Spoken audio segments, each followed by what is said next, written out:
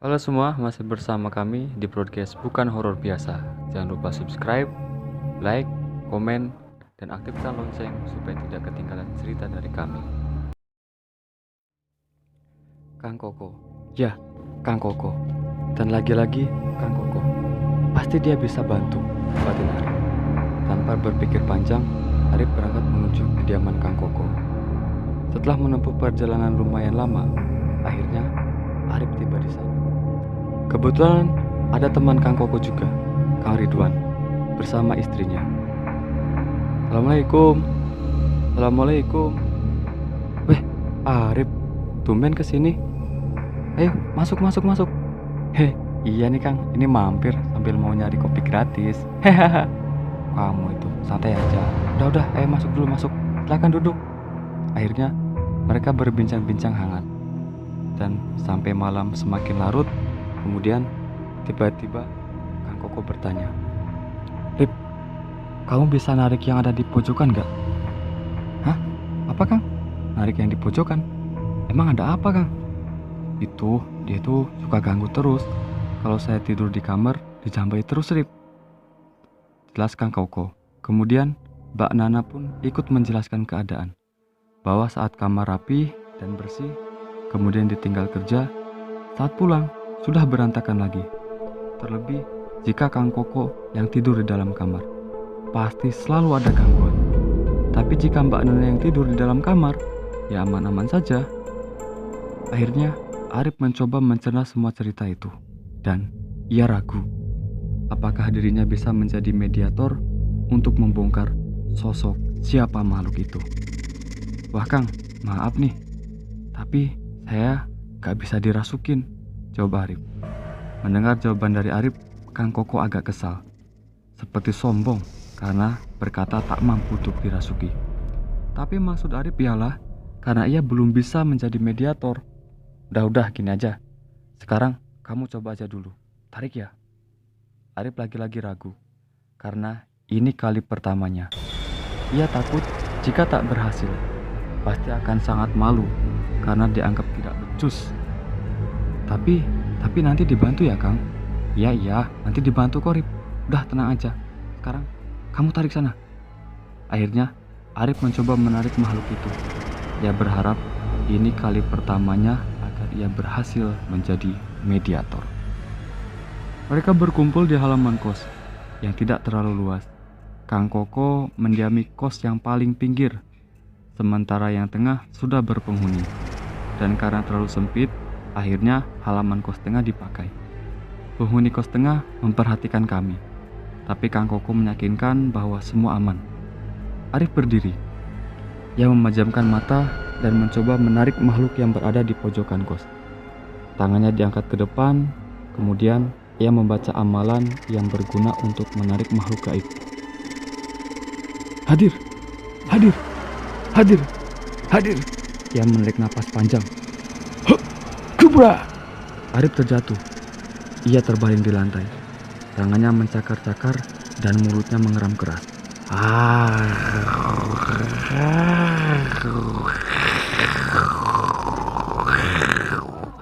Kang Koko menghampiri dan disusul Kang Ridwan. Sementara Mbak Nana dan Mbak Rima, istri Kang Ridwan, memperhatikan dari jauh. "Wes, keluar. Bukan kamu yang dipanggil. Keluar." Kang Koko mengeluarkan macan yang masuk ke tubuh Arif. Tentu itu adalah penjaga dari Arif. Setiap ada yang mau masuk ke tubuh Arif, harus mendapat izin dulu dari macan putih peliharaan Mbah Liman. Arif, bangun.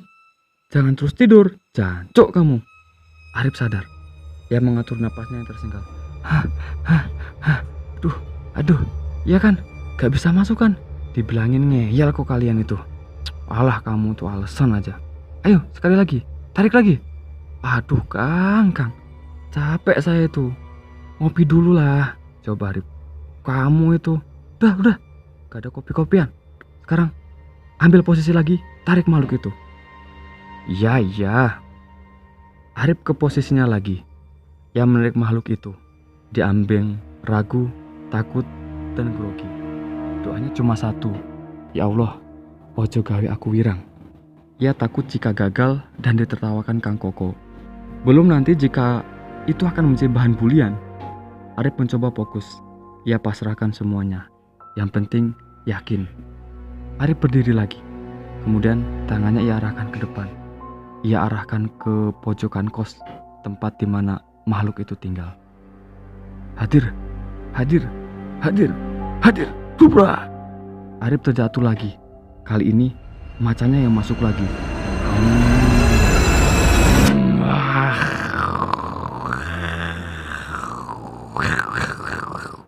Tapi setelah itu Arif duduk dan dari mulutnya keluar banyak air liur yang membasahi bajunya. Arif bersila tanpa menghapus ilernya. Assalamualaikum salam. Assalamualaikum salam. Kang Koko mendekati Arif dan menyodorkan tangannya untuk bersalaman. Waalaikumsalam. Siapa ini? Saya yang di sini. Saya yang di sini. Sambil menepuk pojokan bangun kos. Ini tuh rumahku. Siapa namamu? Tanya Kang Ridwan. Namaku siapa ya? Namaku siapa ya? Makhluk yang merasuki Arif itu seperti bocah idiot yang terus ngoweh. Siapa namamu? Siapa ya? Kang Ridwan mencoba untuk mengorek informasi dari makhluk yang merasuki Arif. Tapi tetap saja jawabannya tidak nyambung. Ia bahkan tidak tahu nama, kapan ia lahir, dan siapa dirinya. Tapi satu yang dia tahu, Mbah Kliwon. Ia tahu nama itu. Ia mengenalnya dengan baik. Padahal Mbah Kliwon ialah nama dukun bayi yang biasa membantu proses melahirkan. Umurnya sudah tua renta, dan setelah diusut, ternyata dia adalah janin yang digugurkan, atau lebih dikenal dengan bajang. Dia dikubur di tanah pekarangan yang saat ini dibangun kos-kosan Kang Koko. Pantas saja, saat sedang mencuci baju di kamar mandi, Mbak Nana pernah didatangi anak kecil. Ia bertanya, Mamaku di mana ya? Mamaku kok nggak pulang-pulang? Apa dia nggak sayang aku? Kok dia nggak pulang-pulang ya? Mbak Nana kaget. Dari mana anak ini? Lah ibumu siapa, Nak? Ibumu siapa? Saya nggak tahu. Saat itu juga anak kecil itu berlari keluar. Mbak Nana mengejarnya dengan tangan penuh busa sabun. Tapi saat sampai halaman, tidak ada siapapun. Kembali ke Arif, yang masih mengeluarkan air liur di mulutnya. Udah. Sekarang kamu keluar ya. Jangan nakal. Jangan berantakin kamar lagi. Jangan jamak-jamak lagi. Kang Koko akhirnya mengeluarkan makhluk itu. Tapi sayang, Arif kemasukan yang lainnya. Sepertinya portal di tubuh Arif terbuka lebar. Kini kepalanya memutar hampir 180 derajat.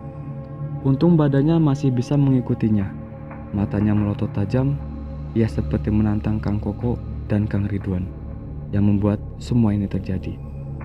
Dan akhirnya, tanpa pikir panjang, Kang Koko mengambil sabuk pencak ukuran 2,5 meter berwarna merah yang sudah diracik. Sabuk itu digunakan untuk memukul Arif supaya ia sadar dan makhluk yang merasukinya keluar. Keluar, hei, keluar. Setiap sabuk itu disabetkan, Arif meringis, batinnya mengumpat. Jancuk. Dan Kang Koko ini gak kira-kira dia itu. Gak tahu pak, di dalam juga saya kesakitan. Tapi hanya batinnya yang mengumpat. Tubuhnya dan mulutnya tak bisa dikendalikan. Arif terus meracung. Ia berbicara dengan bahasa yang tidak dimengerti semua orang yang di sana. Naon sia? Kumawani ka aing? Apa kamu? Berani sama saya? Kamu itu ngomong apa? Ha? Kamu ngomong apa? Keluar, cepat keluar. Kang Koko memberikan sabuknya pada Kang Ridwan. Ia keluar halaman mencari sendalnya. Untung tidak ketemu. Mana sendal egerku tadi? Ia bermaksud memukuli Arif dengan sendalnya, agar Arif sadar dan agar makhluk itu keluar. Arif mencoba menguasai dirinya. Dipukul dengan sabuk raja sudah membuat badannya remuk. Apalagi jika sendal Eiger, walau tanpa raja, tetap saja. Udah. Saya udah sembuh, saya udah sadar. Kang Koko masuk ke halaman. Kamu udah sembuh belum? Arif, udah sembuh belum? Alah, kamu itu Kang. Udah, saya udah sembuh. Gak ukuran kamu itu. Celuk. Badanku sakit semua ini gara-gara kamu. Baru saja Arif sadar, kemudian tangannya bergerak sendiri. Loh, tanganku Kang. Tanganku gerak sendiri Kang. Tangannya bergerak entah kemana, sampai Kang Ridwan yang berada di belakang Arif meringkusnya. Ia memegangi badan Arif. Kang Koko menyabetinya lagi dengan sabuknya. Keluar kamu. Arif meringis. Ia mengeluarkan suara melengking keras yang parau.